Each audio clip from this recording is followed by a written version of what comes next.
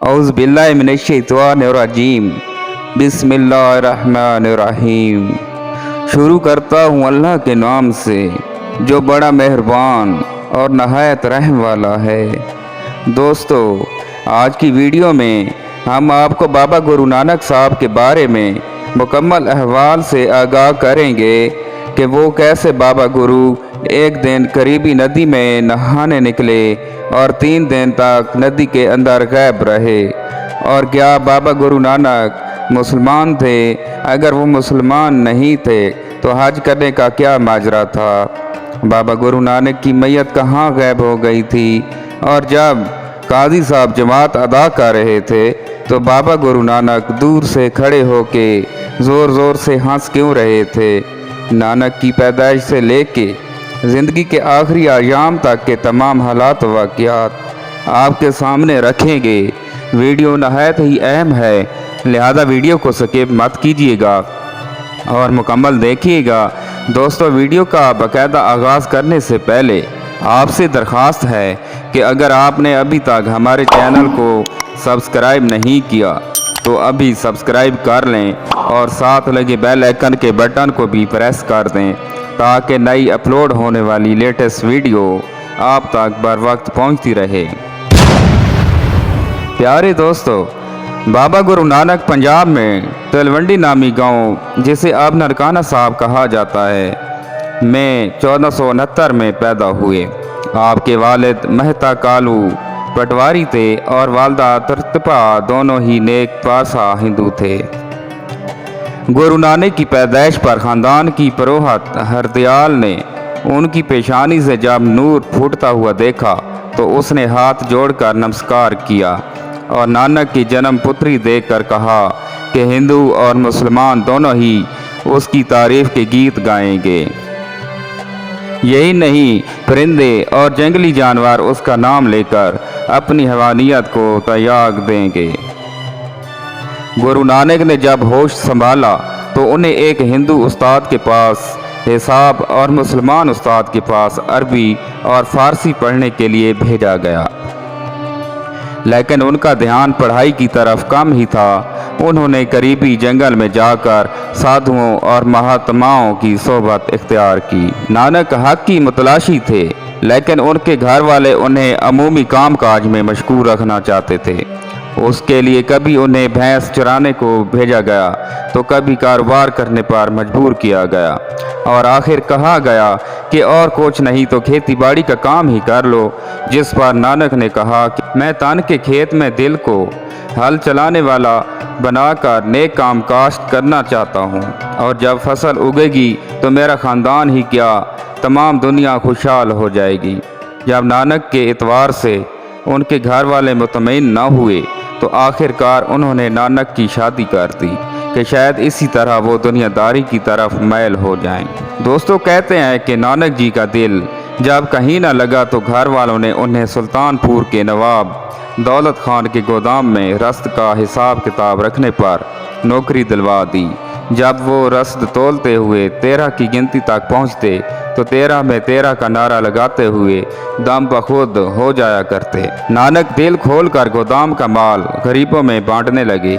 जब नवाब साहब से शिकायत की गई कि नानक आपका माल लुटा रहे हैं तो उन्होंने गोदाम का हिसाब किताब दोबारा लगवाया, लेकिन तमाम अजनास पूरी निकली। एक दिन नानक करीबी नदी में नहाने निकले और 3 दिन तक नदी के अंदर ही गैब रहे। कहा जाता है कि यही नानक को खुदा का वसाल हुआ और खुदा ने उन्हें एक प्याला अनायत किया और कहा कि उसे खुद भी पियो और दुनिया को भी पिलाओ।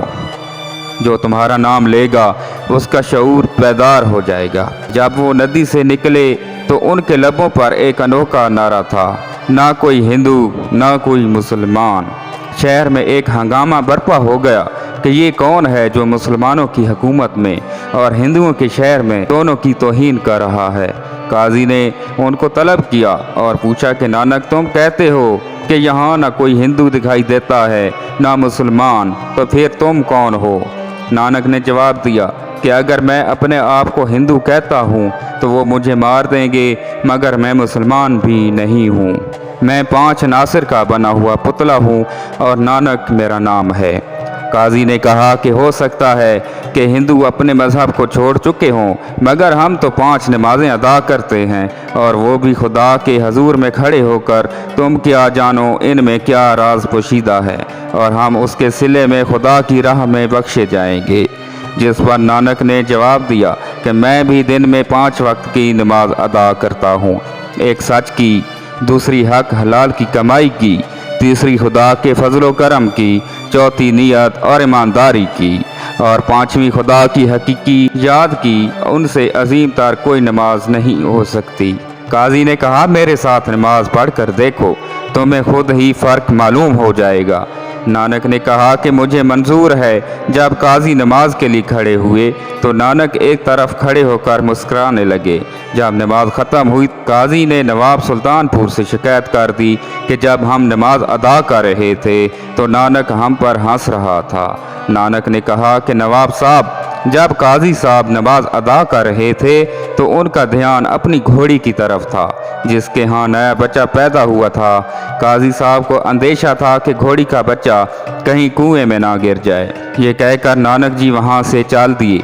नवाब साहब ने बहुत कहा कि मुलाजमत जारी रखें, मगर नानक ने कहा कि वो अब उसके यहाँ मुलाजमत नहीं करेंगे जिसके यहाँ तमाम कायनात हाथ बांधे खड़ी है।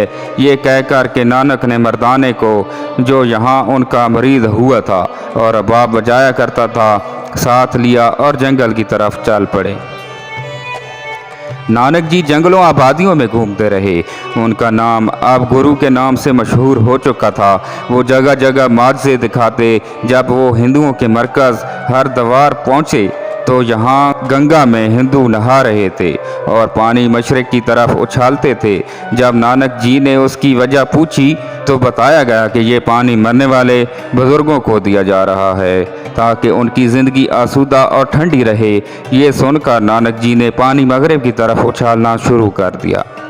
लोग हंसे कि क्या कभी किसी ने मगरिब की तरफ भी पानी उछाला है? तो नानक जी ने जवाब दिया कि मेरे खेत यहाँ से मगरिब की तरफ पंजाब में हैं, मैं उनको यहाँ से पानी दे रहा हूँ। लोग कहने लगे कि इतनी दूर से दिया हुआ पानी आपके खेतों को कैसे सरसब्ज करेगा?